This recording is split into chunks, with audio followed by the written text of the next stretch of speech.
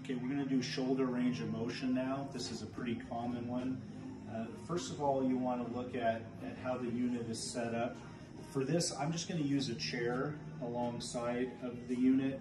It's just a lot easier to do right and left shoulder like this versus getting them in the big chair.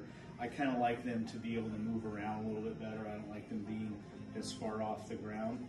But you'll see that I adjusted the power head to be pretty much in line with the shoulder. It looks like this is just slightly above the shoulder right now. And so we're just going to go down like that. And then as I'm setting this up, you know, I probably wouldn't have the patient sitting here while I'm kind of clunking around with machines and stuff, just in case I accidentally bumped her with something. So we'll do it like we're going to do it in real life. Let me have you just kind of stand up from there for right now. And so this is the shoulder attachment. And you'll notice on this, there's a R for right, an L for left. Well, we're going to be doing her right shoulder, so the R is going to line up with the red dot that you're going to see on the outside of that power head. We should probably make that dot a little brighter.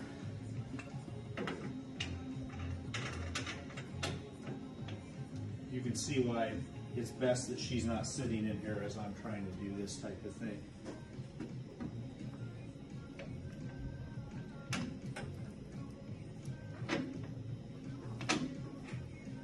And if we were doing the left shoulder, the chair would be faced that way, and this would be on left, and then we would be going in that direction.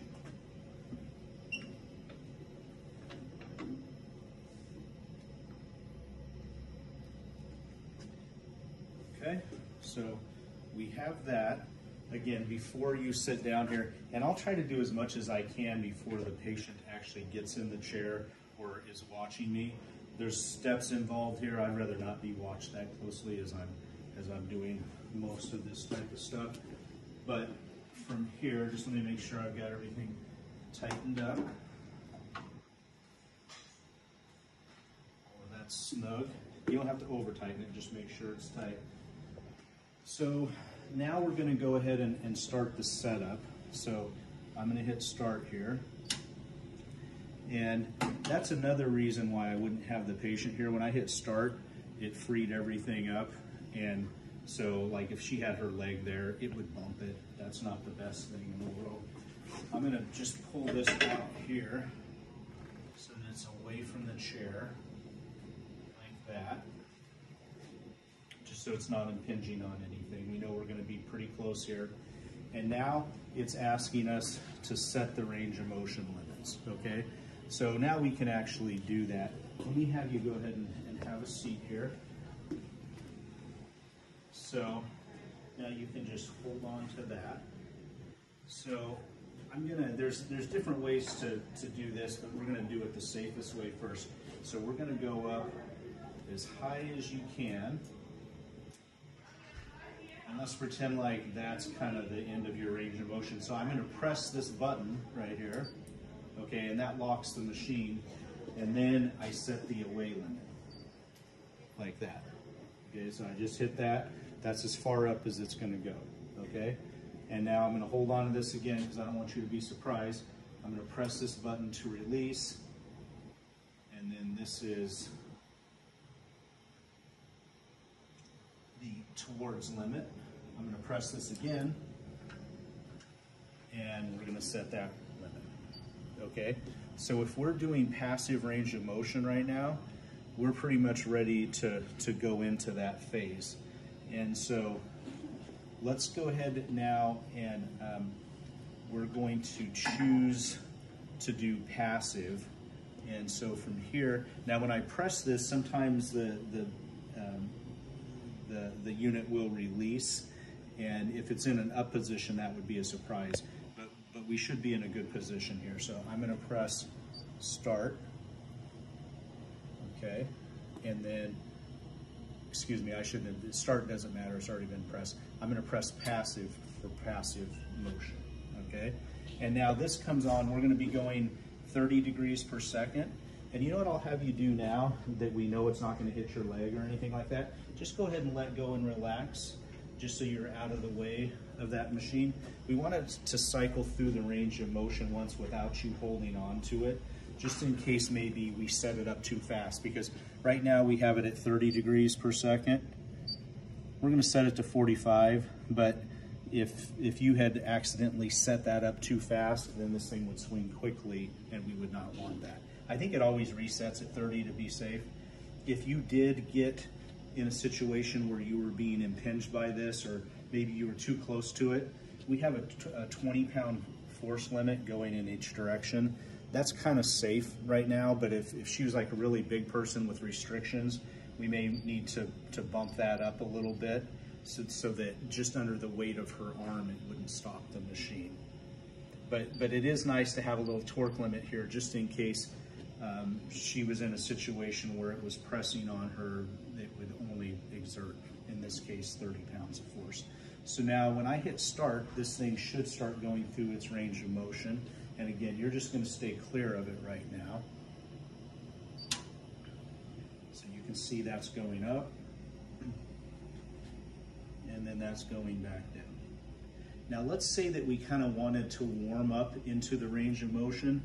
I could set this so that as we're going up, which is the away direction, maybe we only do 90, or let's call it 85% at first, so that we warm up in a little shorter direction, and then we can increase that as we go. Okay, and that's moving a little bit fast too. So I'm gonna go back down to say 20 there. If you wanted to pause at the top, let's say we wanted to stretch a little bit, I could put a pause at the top so that it pauses for, call it 5 seconds, just to get a little bit of a stretch.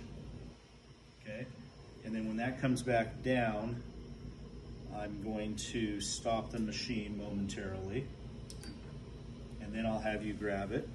Okay, that's going to take you up nice and slow. And of course you could let go of the handle anytime you want if you feel something you don't like.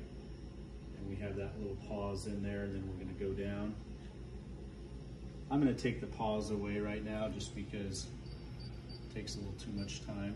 So now it's just going to go continuous. But let's say we're trying to build motion, then I'll add some range of motion with every rep. So now it's going to go up. You'll tell the patient it's going to go up a little higher this time, so expect a little bit of a stretch.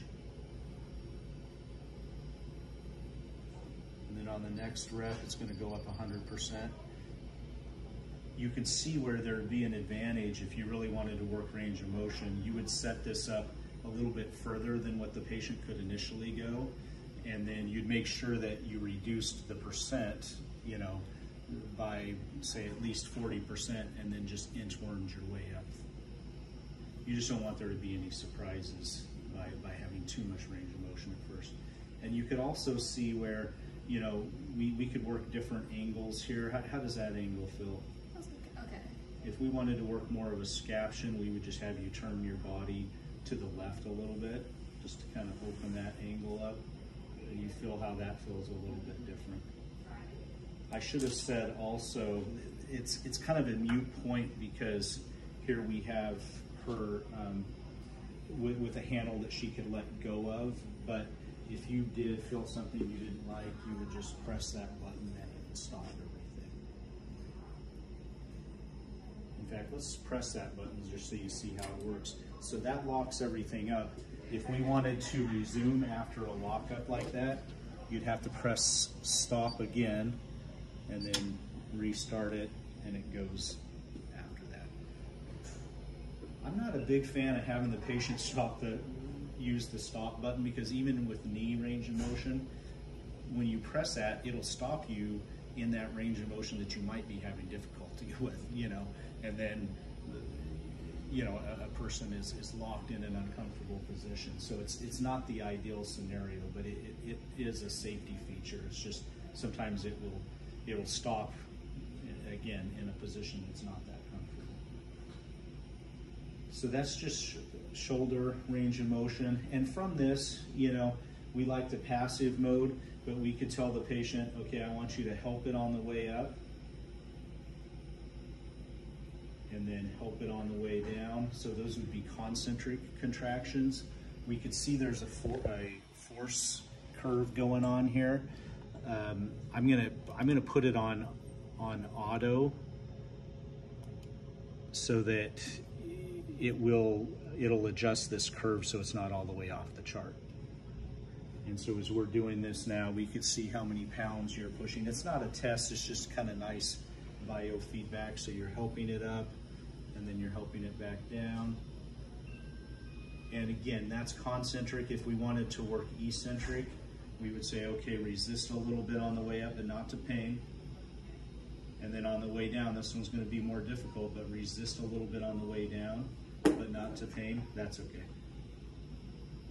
So you can see now we're getting eccentric contractions. It's variable resistance because a person may feel uncomfortable pushing in an elevated state, but as they get a little closer to the ground, they could exert a little bit more force. That's one of the nice things about the technology is the resistance is variable and it varies based on the patient comfort. So all I have to tell the patient is, you know, exert as much force as you feel comfortable with, but if you start getting a provocation of pain, especially the pain that you came in here for, then just don't push as hard or just don't resist as hard. So this is a patient-controlled resistance, and again, it's variable versus a constant resistance.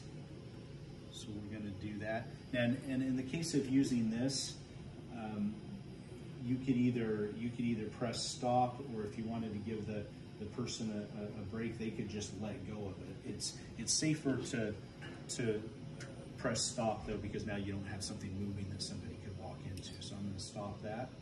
You can let go of that, kind of shake your hand out a little bit. So that is the shoulder range of motion setup.